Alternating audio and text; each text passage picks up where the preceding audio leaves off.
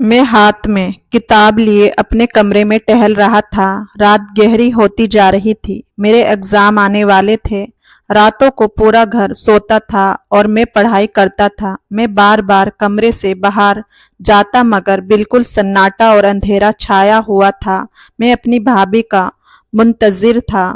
पिछले कई दिनों से महसूस कर रहा था कि भाभी रात के इस पहर अपने कमरे से निकलती थी। 2-3 बार ऐसा हुआ कि रात को जाकर बाथरूम में जाने लगता तो भाभी को उनके कमरे से निकलते देखा था।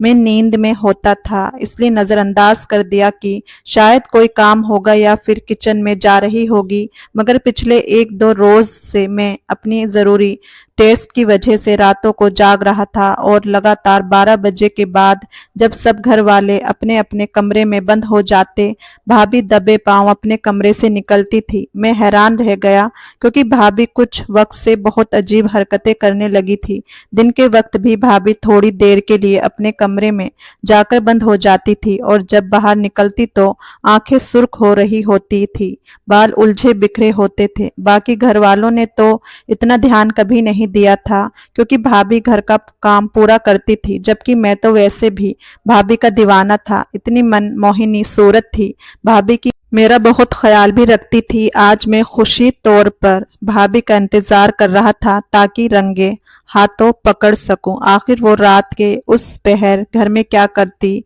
फिरती थी। मुझे फिक्र थी कि भाभी को कोई परेशानी ना हो। मैं एक बार फिर कमरे से बाहर झांका। मेरे कमरे के बाहर गैलरी नुमा जगह थी और सामने भाभी के कमरे का दरवाजा था। कमरे का दरवाजा अचानक खुला तो जल्दी से अपने दरवाजे की ओर में छुप गया। भाभी ने रोज के मुताबिक बाहर निकलकर यहाँ वहां जाकर और सबके सो जाने की तस्कीर करके वह दबे पांव कमरे से निकलकर धीरे धीरे आगे कदम बढ़ाती हुई किचन में जाने लगी। मैं हैरत से भाभी को देखने लगा। वह किचन में दाखिल हुई और कुछ देर किचन में खटपट सुनाई देने लगी। मैं बेचैनी से पहलू बदलने लगा। किचन में जाकर भाभी से पूछना चाहता था कि उन्हें क्या चाहिए, मगर मुझे खौफ था कि घर के कोई और लोग जागे तो गलत मतलब निकाल लिया जाएगा, क्योंकि भाभी बिल्कुल जवान और इम्तिहाई हसीन लड़की थी और मेरी बहन और माँ बहुत सक्की मिजाज की थी। अपनी माँ बहनों की वजह से मैं बहुत बच के रहता था। अभी मैं बेचैनी से इस सोच में गुम था कि भाभी वापस आई हुई दिखाई दी। मैं मायूस होकर दरवाजा बंद करने लगा जो मेरी नजर भाभी के हाथ में मौजूद चीज पर पड़ी। मैं हैरान होकर रुक गया और फटी फटी आंखों से भाभी को देखने लगा। उनके हाथ में 2 खीरे थे। मैं हैरान रह गया कि रात के इस पहर मेरी भाभी को किचन में जाकर खीरा लेने की क्या जरूरत आन पड़ी थी और अपनी ही घर से खाने की चीज लेने में क्या शर्म थी कि वह इतना दबे पांव किचन में जाती थी। उस वक्त भी भाभी खीरे को दुपट्टे में छुपाने की कोशिश करती, यहाँ वहां देख रही थी। उसे खौफ था कि कोई उसे ना देख ले। मैं हैरानी से अपने बिस्तर पर जाकर बैठ गया। दोबारा पढ़ाई की तरफ ध्यान नहीं कर पाया। बहुत कोशिश की अपने दिमाग से इस बात को झटक सकूं, शायद मुझे ही गलतफहमी हो रही है, मगर भाभी का बार बार बचती नजरों से यहाँ वहां देखना और अपने दुपट्टे में खीरा छुपाकर दबे पांव चलना मुझे सोचने पर मजबूर कर रहा था। रात तो सोचते सोचते मुझे नींद आ गई, मगर सुबह उठकर कॉलेज की तैयारी करते हुए मुझे वही बात फिर से याद आ गई थी। मैं नाश्ते के लिए टेबल पर जाकर बैठा तो किचन में काम करती भाभी पर नजर पड़ी। मैं वहीं पर रुककर भाभी को देखने लगा। उनके सर से दुपट्टा उतर चुका था और उनके गीले बाल बिखरे हुए थे जिससे कुछ पानी की बूंदें टपक रही थी। मैं एक तक भाभी को देखे जा रहा था। भाभी के बाल बहुत खूबसूरत हैं। मैं जवान लड़का था, भाभी के हसीन सूरत से बहुत मुतासिर रहता था। मैंने अपनी जिंदगी में कभी कोई ऐसी लड़की नहीं देखी थी जिसके अंदर ढूंढने से भी कोई खामी ना मिले और खूबसूरती की कोई हद ना हो। भाभी की गोरी सफेद रंग और निखार नाजुक कम उम्र लड़कियों जैसा सराफा था और बाल बिल्कुल काले, लंबे और चमकदार थे। मुझे अपने भाई की किस्मत पर रश्क आता था, जिसे इतनी खूबसूरत लड़की मिल गई थी, मगर वह बदनसीब शादी के 1 हफ्ते बाद ही परदेस जाकर बैठ गया था। शादी को तकरीबन 1 साल होने वाला था और आज तक मेरा भाई वापस नहीं आया था। मैं भाभी को देखते हुए सोच में खोया था जब मेरी बहन ने मुझे पुकार कर कहा, तुम आजकल कुछ ज्यादा ही भाभी पर नजरें गड़ाए बैठे रहते हो, अपनी हद में रहा करो। मैं हड़बड़ाकर नजरें झुका ली और अपना नाश्ता करने लगा। मेरी बड़ी दोनों बहनें नाश्ता करके यूनिवर्सिटी के लिए रवाना हो गई। भाभी किचन में काम करती थी। मैं सुस्ता अपनी जगह बैठा रहा। मेरी माँ कमरे से निकलते हुए भाभी को आवाज लगाने लगी, अरे बहू, मेरा नाश्ता बन गया तो मुझे दे दो, फिर दवाई भी लेनी है। मुझे रात भी घुटनों में, शरीर में दर्द था। माँ बोलते हुए मेरे सामने आकर बैठ गई। भाभी मेरी माँ की आवाज पर सब काम छोड़ छाड़ कर घबराई हुई थी, अपना दुपट्टा ठीक कर रही थी। भाभी ने कंधे पर झूलता दुपट्टा ठीक करते हुए, घूंघट के अंदाज में लेते हुए अपने गीले बाल छुपा लिए थे। मैं अपनी भाभी की हरकतों का अक्सर महसूस करता और सोचता रह जाता कि भाभी अपने गीले बाल मम्मी से क्यों छुपाती रहती है। वह मेरे सामने तो लापरवाही से कांधों पर दुपट्टा रख काम करती रहती थी, मगर यूं ही मेरी माँ या बहनें सामने आई थी, भाभी हर बार इसी तरह अपने बाल छुपा लेती थी। अगली रात इसी तरह मैं अपने कमरे में बैठा पड़ रहा था जब भाभी अपने कमरे से निकली और किचन से खीरा उठाकर इसी तरह दबे पांव वापस अपने कमरे में चली गई। कुछ सोचकर मैं भी भाभी के पीछे चला गया। जल्दबाजी में भाभी अपने कमरे का दरवाजा बंद करना भूल गई थी। शायद मैं कमरे के करीब पहुंचा तो मुझे हल्की हल्की सिसकियां की आवाज ही सुनाई देने लगी। मैं परेशान हो गया। मैं आज खुले दरवाजे से अंदर झांका तो सामने का मंजर मुझे हैरान करने के लिए काफी था। मैं फटी फटी आंखों से अपनी भाभी का भीगा हुआ चेहरा देख रहा था। उस मंजर को देखकर मैं तो शर्म से पानी पानी हो गया था। कितनी देर तक मैं अपनी जगह से हिल नहीं पाया और एक तक अपनी भाभी को देखता रहा। भाभी ने कुछ देर बाद नजर उठाई तो मैं जल्दी से पीछे हो गया और इससे पहले कि भाभी मेरी मौजूदगी को महसूस करती, मैं जल्दी से अपने कमरे में चला आया। मैं नहीं चाहता था कि भाभी मेरी मौजूदगी को महसूस करके शर्मिंदा हो, मगर अपने कमरे में आकर भी मैं कितनी देर तक भाभी की इस हरकत को सोचता रहा और बेचैनी से पहलू बदलता रहा। अगली सुबह के मुताबिक भाभी नहाई हुई, गीले बाल लिए किचन में काम कर रही थी। उस रोज मेरे कॉलेज से छुट्टी थी। मेरी बहनें शायद नाश्ता करके यूनिवर्सिटी चली गई थी। मेरी माँ नाश्ता करने के बाद अपने कमरे में जाकर बैठ जाती थी। भाभी अकेली किचन का काम समेटने लगी। कुछ सोचकर मैं अपने किचन में चला गया। मेरी नजर भाभी के गीले बालों पर टिकी हुई थी। भाभी ने मुझे चौंक कर देखा तो मैं हड़बड़ा गया। आप अकेले काम कर रही हैं, इसलिए मैं सोचा मैं भी आपकी मदद कर दूं। मैं शर्मिंदगी से वजाहत दी तो वह मुस्कुराने लगी, कहने लगी, कोई बात नहीं, मुझे थकावट नहीं होती, ये काम करने की आदत है। तुम बैठो, क्या तुम्हें चाय चाहिए? भाभी ने मुझसे सवाल किया तो मैं फिर सर हिलाकर वहीं कुर्सी पर बैठ गया। मैं भाभी से बात करना चाहता था। उस रात मैंने जो नज़ारा देखा था, मैं उसके बारे में सवाल करना चाहता था, मगर ये बात मुझसे नहीं हो रही थी। आखिर मैं कहाँ से शुरू करूं? और मुझे ये भी फिक्र थी कि भाभी शर्मिंदा ना हो जाए। भाभी, क्या आपको भाई की याद आती है?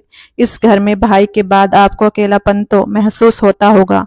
मैं बहाने से बात का आगाज शुरू किया तो वह रुक कर मुझे हैरत भरी नजरों से देखने लगी। फिर हल्का सा मुस्कुराकर बोली, जाहिर है पति के बगैर औरत की कैसी जिंदगी होती है, तुम्हें अंदाजा नहीं है। मुझे तुम्हारे भाई की बहुत याद आती है और मैं अक्सर जिद करती हूँ कि वह वापस लौट आए। मैं उनके बगैर अब नहीं रह सकती।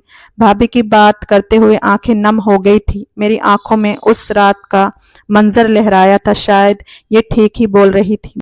भाई के बगैर रहना मुश्किल हो रहा था। इस तरह दिल में बहुत सी हसरत है और खामियां पैदा होने लगी हैं। भाभी, मैं जानता हूँ भाई की मजबूरी है। घर चलाने की खातिर वह छोटी सी उम्र में परदेश जाकर बैठ गए थे। मैं इनकी कोई मदद नहीं कर सकता, मगर आपको कोई भी मदद चाहिए तो आप मुझे बता सकती हैं। मैं आपको हर मुश्किल परेशानी में आपका साथ दूंगा। न जाने क्या सोचकर मैंने भाभी के सामने ये दावा कर लिया था। अजीब सी नजरों से मुझे देखने लगी। अगले ही लम्हे उनका चेहरा शर्मिंदगी से भर गया। मुझे कोई ऐसी परेशानी नहीं है, बेहतर होगा इन बातों में तुम मत पड़ो। अभी तुम छोटे हो तो अपनी पढ़ाई पर ध्यान दो। भाभी ने मुझे ढके छुपे अल्फाजों में समझा दिया कि मैं उनके मामले में कोई ऐसा सवाल या दखल अंदाजी ना करूं, मगर मेरे लिए ये नामुमकिन था। मैंने उस रात जो मंजर देखा था उसके बाद मेरे अंदर बेचैनी सी बढ़ गई थी। मैं अपनी भाभी के करीब होना चाहता था। रोजाना रातों को चुप चुप कर मैं भाभी के कमरे में जाता और उन्हें वही हरकत करते हुए देखा था। भाभी की सिसकियां मुझे रातों को सोने नहीं देती थी। मैं घर वालों से दूर होने लगा। बहाने बहाने से भाभी से बात करना, उनका एतबार जीतने की कोशिश करता था, मगर वह मेरे करीब होने से झिझक रही थी। एक रोज मुझसे बात करते हुए भाभी ठटक कर रो पड़ी। मैं भी इंसान हूँ, मुझे पति का सहारा चाहिए, मगर वह मुझे छोड़कर दूर जा बैठा। ससुराल वालों के साथ रहना मुश्किल नहीं है, मगर पति के बगैर रहना बहुत मुश्किल है। तुम्हारा भाई मेरे जज्बात नहीं समझ सकता, मेरी मुश्किल का उसे एहसास नहीं। मेरी हर रात बिस्तर पर सुलगते हुए गुजर जाती है। तुम अभी बच्चे हो, तुम्हें कुछ बता नहीं सकती। मेरी भाभी रो रही थी जब मैं उनका हाथ थाम लिया। भाभी, मैं बच्चा नहीं हूँ, मैं सब समझता हूँ और सब देख भी रहा हूँ। आपकी तकरीबन परेशानी भले ही मेरे भाई की समझ में ना आती हो, मगर मैंने महसूस कर लिया है। मैं आपकी हरकतों पूरा करना चाहता हूँ। आप एक बार मुझ पर यकीन करके तो देखिए, मैं आपका साथ देने के लिए तैयार हूँ। मेरे अल्फाज पर भाभी ने मुझे अजीब सी नजरों से देखा था और उनके आंसू रुक गए थे। वह नजर झुका गई थी। मेरा दिल खुशी से धड़क उठा था। मैं यही चाहता था कि भाभी मुझे बच्चा समझना छोड़ दे। मैं जवान लड़का था और भाभी की परेशानी दूर कर सकता था। भाभी की खामोशी पर मैंने उनके करीब होकर आहिस्ता से सरगोशी की। आप रात को अपने कमरे से बाहर मत निकलना। आज रात आपके कमरे में मैं आऊंगा। मेरी सरगोशी पर भाभी का चेहरा शर्मिंदगी से सुस्त हो गया, उठकर वहां से चली गई। मगर मैं खुश था कि भाभी ने मुझे इनकार नहीं किया। पूरा दिन मैं मशरूफ घूमता रहा। रात के वक्त मैं अपने कमरे से निकला और किचन से जाकर पानी का एक जग भरा। मेरे लबों पर मुस्कुराहट चल रही थी। मैं जगह बनाते हुए फ्रूट्स रखने लगा और फिर वह सामान लेकर भाभी के कमरे में पहुंच गया। भाभी मेरे इंतजार में थी। हल्की सी दस्तक पर फौरन दरवाजा खोल दिया। वह घबराई हुई लग रही थी। कहने लगी, तुम्हें अगर यहाँ किसी ने देख लिया तो बहुत बड़ा तमाशा खड़ा हो जाएगा। मैं ये नहीं चाहती कि तुम्हारी माँ और बहनों के दिल में तुम्हारे और मेरे लिए कोई नफरत पैदा हो। मेरा इस घर में रहना मुश्किल हो जाएगा। भाभी परेशानी से बोल रही थी। मैं इत्मीनान से चलता हुआ सोफे पर जाकर बैठ गया और वह ट्रे टेबल पर रख दी। आपको घबराने की जरूरत नहीं है। भाभी सब अपने अपने कमरे में आराम कर रहे हैं। किसी को क्या खबर है कि आपके कमरे में क्या हो रहा है। अब डरना छोड़ दें और दरवाजा बंद कर दें। मेरी तसल्ली देने पर भाभी ने मुझे गौर से देखा और दरवाजा बंद कर दिया। तुम कब से इतने बड़े हो गए हो, मुझे तो हैरत है। तुम हर बात को ही महसूस करने लगे हो। क्या तुम मुझे इतना गौर से देखते रहते हो? भाभी ने आईब्रो चढ़ाकर मुझसे कहा तो मैं आहिस्ता से हंस पड़ा। आपको क्या खबर, मेरी तो सारा दिन नजरें ही आप पर टिकी रहती हैं। मैंने शरारत से कहा तो भाभी ने अपने कंधे उचका दिए। बहुत बदतमीज हो, मैं यहाँ तुम्हें अभी तक बच्चा समझती रहती थी। भाभी लबों पर हाथ रख हंस रही थी। मैं एक अरसे के बाद भाभी को इस तरह मुस्कुराते हुए देखा था। मैं उस रात कितनी देर भाभी के कमरे में बैठा रहा। दरवाजा हमने अच्छे से बंद कर दिया था। किसी को खबर नहीं हुई। सुबह होने से पहले पहले मैं अपने कमरे में चला गया। अगले रोज भाभी गीले बाल किए किचन में काम कर रही थी। मेरे देखने पर उन्होंने अपना रुख कर लिया। मैं भी शरारत से बैठा भाभी को देखता रहा। तुम्हारी यूनिवर्सिटी कब से स्टार्ट हो रही है? छुट्टियां कुछ ज्यादा ही लंबी हो चुकी हैं। मेरी बड़ी बहन ने मेरे पास बैठते हुए मुझसे सवाल किया तो मैं जल्दी से सीधा होकर बैठा और भाभी ने अपना दुपट्टा अच्छे से फैलाकर अपने गीले बालों को छुपा लिया। भाभी की हरकत पर मैं आह भर कर रह गया था। मुझे अपने भाई की बुज़दिली पर गुस्सा आने लगा। अगर मेरा भाई इतनी खूबसूरत बीवी को ऐसे छोड़कर ना जाता तो आज मुझे और भाभी को चुप चुप कर ये तमाशा ना करना पड़ता। मैंने भाभी के पास बाकायदगी से जाना शुरू कर दिया। मैं ये सब सोचकर बहुत बुरा महसूस कर रहा था। मेरी भाभी रफ्ता रफ्ता मुतमाइन होने लगी थी। उनके चेहरे की मुस्कुराहट लौट आई थी। यही बात मुझे भी खुशी दे रही थी। काफी रोज तक सब कुछ ठीक ठाक चल रहा था, मगर एक रोज मेरी माँ ने मुझे भाभी के कमरे में अपनी भाभी के पास रंगे हाथों पकड़ लिया। भाभी का तौर खौफ के मारे चेहरा पीला पड़ चुका था और बौखलाहट में मेरी तरफ देखने लगी। तब मैंने अचानक अपनी माँ को ये कहकर मुतमाइन करने की कोशिश की कि भाई का फोन था। वह 3 दिन से भाभी को कॉल करने की कोशिश कर रहे थे, मगर बात ना होने के बाद से आज मुझे कॉल की और बेहद परेशान थे। इसलिए मैं भाभी से बात करवाने उनके कमरे में चला आया।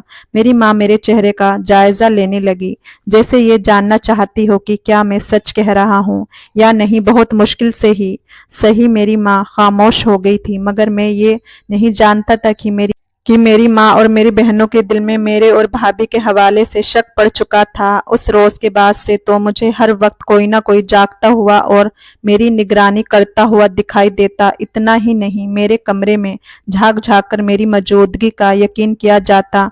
मैं इस निगरानी से इस कदर तंग हो गया कि मैं अपनी माँ बहनों से झगड़ा करके नाराजगी इख्तियार कर ली कि शायद इस तरह ये निगरानी का सिलसिला बंद हो सके, मगर मेरी माँ अपनी ड्यूटी से बाज नहीं आई थी। दूसरी तरफ भाभी उदास और खामोश रहने लगी थी। चेहरे पर मायूसी छा गई थी और दिन ब दिन कमजोर होने लगी थी। मैं भी इतने दिन से इसी पाबंदी से परेशान था। मैंने भाभी से माफी मांगी थी कि मेरी वजह से उनके लिए मुश्किल बढ़ गई है। भाभी ने मुझे कुछ नहीं कहा था, बस नम आंखों से मुस्कुरा दी थी। मैंने अब दिन में मौका ढूंढकर घर वालों से नजर बचाकर भाभी के कमरे में जाना शुरू कर दिया था, क्योंकि मैं भी अब खुद को मजबूर पाता था। मुझे भाभी की ये बेबसी सही नहीं जाती थी, मगर ये सब कुछ ज्यादा देर तक छुप नहीं सका था। ये बात भी मैं अच्छी तरह से जानता था कि एक रोज भाभी की गैर मौजूदगी को महसूस करके मैं बहुत परेशान हो गया था। तब घर वालों से नजर बचाकर मैं एक बार फिर से दिल के हाथों मजबूर होकर भाभी के कमरे में जा पहुंचा। वहां जाकर मुझे भनक हुआ कि भाभी की तबीयत खराब थी। उस रोज मैं कमरे से निकलने में काफी लेट हो चुका था और तभी अचानक धड़ाम से दरवाजा खुलकर मेरी माँ अंदर चली आई थी और पीछे पीछे मेरी बहनें भी आ गई थी और एक तूफान खड़ा कर दिया था। मैंने लाख कोशिश की कि किसी तरह अपनी माँ और बहनों को खामोश करवा सकूं, मगर कोई मेरी बात सुनने को तैयार न था। क्योंकि पिछली बार पकड़े जाने पर मेरी माँ ने भाभी को काफी सख्त सजा सुनाई थी कि वह फोन क्यों नहीं उठा रही थी। तो मेरे बेटे को इतनी रात को उनके कमरे में जाना पड़ा और मेरे परदेसी भाई को भी परेशानी का सामना करना पड़ा। तब तो भाभी ने ये कह दिया था कि फोन की चार्जिंग नहीं थी, इसलिए बात नहीं हो पाई। ये मामला रफा दफा हो गया था, मगर मुझे मेरी माँ ने सख्ती से वार्निंग दी थी कि दोबारा अपनी भाभी के इर्द गिर्द दिखाई दिए तो बहुत बुरी तरह पेश आऊंगी। अब दोबारा पकड़े जाने पर इस बार मेरे पास भी कोई जवाब नहीं है। मैं क्या कह सकता था? खामोशी से सर झुकाकर खड़ा था। मेरी माँ ने भाभी को खूब बुरा भला कहा कि शर्म नहीं आती, जवान लड़के को अपने मतलब के लिए बहका दिया। अभी मेरा बेटा मर तो नहीं कि तुम ये गिरी हुई हरकत करने लगी हो। भाभी तो पहले ही इतनी कमजोर थी कि उसके संग के हालात से बोलकर रह जाती थी, अब भी सर झुकाकर आंसू बहाने में मशरूफ थी। मेरी माँ लगातार बोल बोल कर भी अपना गुस्सा कम नहीं कर पाई थी और भाई को कॉल कर दी। उसको बिना रुके सब कुछ बताकर मेरी माँ ने उसको कहा कि अभी इसी वक्त इसको तलाक दे दो। मेरी बूढ़ी हड्डियों में अब इतनी जान नहीं कि अपनी बीमारी को भुलाकर तुम्हारी इस बदचलन बीवी की निगरानी करती फिरूं। ना दिन को सुकून है ना रात को सुकून बाकी रहा है। मैं तो पहले ही कहती थी कि कुछ ना कुछ गड़बड़ जरूर है। ये सब सुनकर भाई ने ना जाने अपने गुस्से को किस तरह जब्त किया था और माँ से कहा कि कुछ दिन सब्र करो, मैं वापस आता हूँ तब बात करेंगे। ये कहकर भाई ने कॉल काट दी। तब मेरी माँ गुस्से भरी नजरों से भाभी को देखते हुए कहा था कि अब कुछ दिन बाद मेरा बेटा वापस आ रहा है, फिर तुम्हारा पत्ता साफ करवाती हूँ। अजीब तमाशा बनाकर रखा है घर को। ये कहते हुए मेरी माँ ने अचानक मेरी तरफ रुख किया और कहने लगी कि तुम भी बाहर आ जाओ, इस कमरे से दूर रहना जब तक तुम्हारा भाई नहीं आ जाता, वरना मैं भी किसी का लिहाज नहीं करूंगी और धक्के देकर इसको बाहर निकाल दूंगी। उनका इशारा भाभी की तरफ था। मैं भी खुद पर कंट्रोल करके कमरे से बाहर निकलता चला गया, क्योंकि मामला ठंडा होने से पहले मेरा कुछ बोलना भी भाभी के लिए मसले खड़े कर सकता था। चंद रोज तक भाभी को उनके कमरे में नजरबंद रखा गया और मैं खुद अपने कमरे में बाहर नहीं निकला था। और फिर भाई वापस लौट आए। उनके आते ही मेरी माँ ने उनको 2 घड़ी बैठने की भी इजाजत नहीं दी थी, बल्कि पहले ही फुर्सत में कमरे में ले जाकर मेरी भाभी के सामने जाकर खड़ा कर दिया। तो इतने दिन तक रोती रहने के बाद भी भाई को एक उम्मीद से देख रही थी।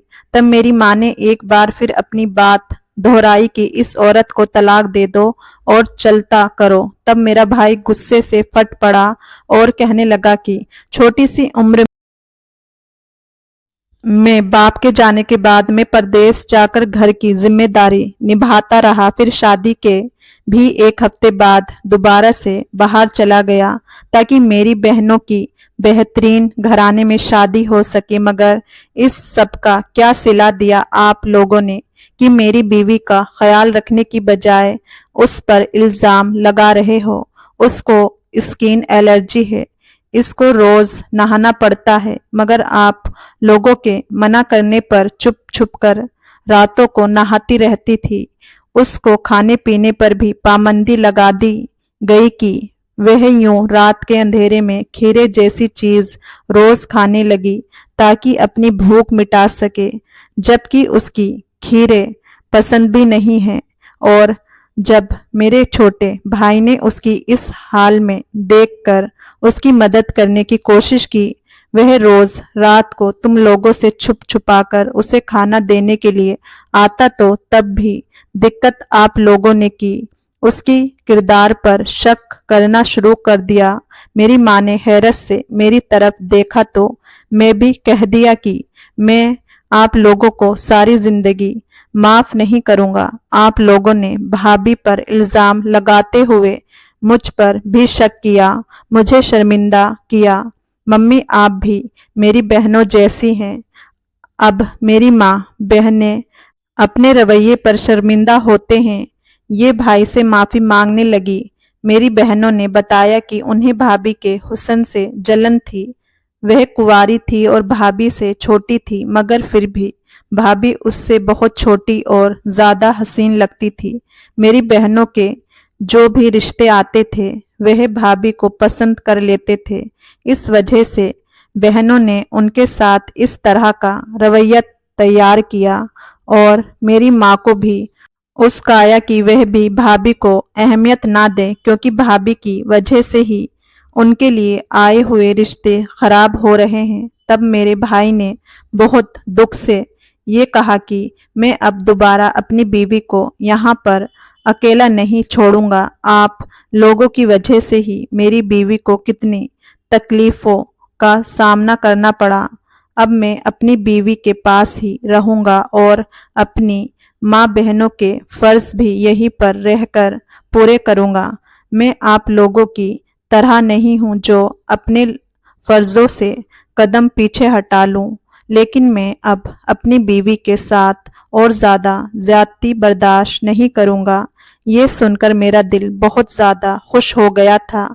मैं अपने भाई के सीने से लिपट गया था। तो दोस्तों ये थी आज की कहानी। कहानी कैसी लगी कमेंट करके जरूर बताएं। कहानी आपको जरा भी पसंद आई हो तो हमारे YouTube चैनल को सब्सक्राइब कर लीजिए और वीडियो को भी एक लाइक कर दीजिए। तो मिलते हैं एक और नई इंटरेस्टिंग कहानी के साथ। तब तक के लिए अपना ख्याल रखें।